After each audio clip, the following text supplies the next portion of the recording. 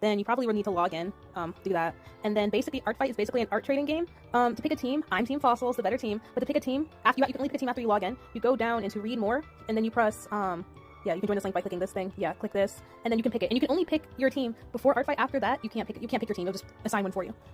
Then basically you put in any characters that you have. It doesn't actually have to be characters. I have characters, you already know, but you can also put in like your dog, a fish, anything of yours. You can just put that in. And then you write. I'm actually going to edit. So then you put images up, preferably a character sheet, other images that can help people understand, blah, blah, blah. You put in information, basic information. I like to keep it relatively short because some people like to click off the moment that you have too much information and they run away. Permissions. Your permissions are separate from your global permissions. So permissions is basically what you want people to do with your character or whatever you have that you want people to draw. And then there's also global permissions, which is something separate, but that's basically things that apply for everything.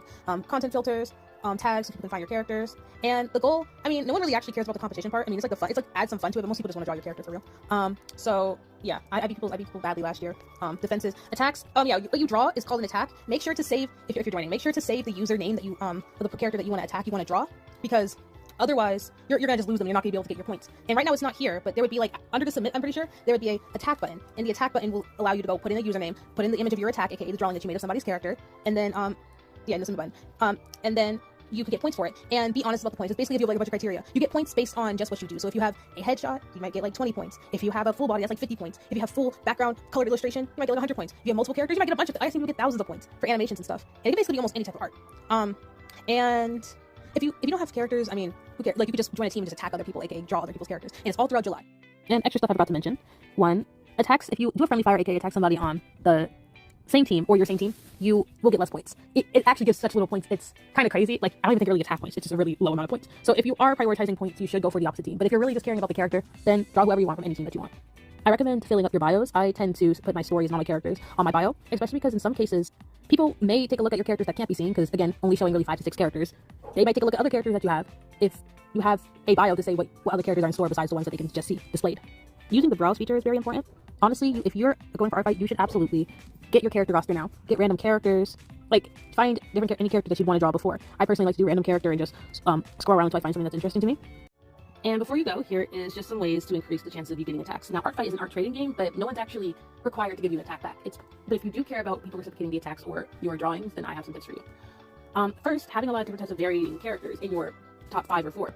I don't really follow this that much, mostly because I don't have that many furry or anthro characters, but if you have a lot of different types of characters, so humanoids, ferals, anthros, mechanical, all these type of people on at the start of your character column, you're going to get artists that can draw different things, and some won't be able to draw humans, some won't be able to draw anthro. So having these different types of characters would be very helpful, because some people might just click on your thing, see, oh, I can't draw a single humanoid, and then they just click off. So having a lot of different types of characters would be helpful for different artists. I also think it's kind of important for you to lower your expectations. If you are just starting out in Artfight, the chance of you getting a lot of attacks is low, or a lot of defenses as well. Because if you're just starting, there isn't like a lot for other artists. Like, say, an artist who has joined before will have likely a lot more followers, a lot more people who have drawn them and who have had their characters got attacked and never had the chance to attack them back. So they go through their roster of characters or people that they didn't attack yet from the previous year and then attack them in this current Artfight. There's also a chance that your characters could get attacked or get a lot of attacks, and that can be due to like having a lot of varying OCs, or finding a bunch of artists that just like your OCs, or having a lot of interesting OCs. So I've heard of artists in their first year getting a lot of attacks, but most artists, including myself, did not get a bunch of defenses because you're just starting out. You don't have that much, basically almost like a portfolio, or a lot of people who need to attack you in the previous years who haven't attacked you yet.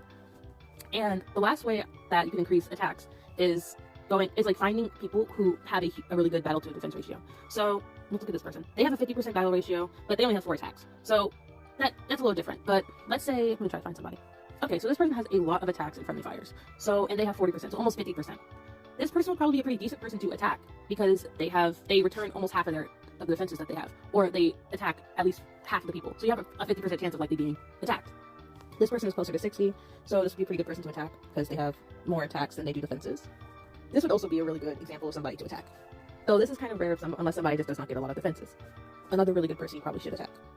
Also, I cannot express this final part enough. Make sure to bookmark and save your characters into your gallery or the people that you want to attack, because Artfight, when it starts, everyone's rushing into the place is going to go down. The whole site is going to crash basically all day, and probably for a couple of days. Last time, I hear it was worse. Last time I only remember it being like 2 or 3 days, but for some people it's worse. So just make sure to save, bookmark, and put the characters that you want to draw in your gallery. Also, do not start an attack before Artfight. That's against the rules. You're cheating. So that's basically it. Okay, now goodbye. Bye-bye!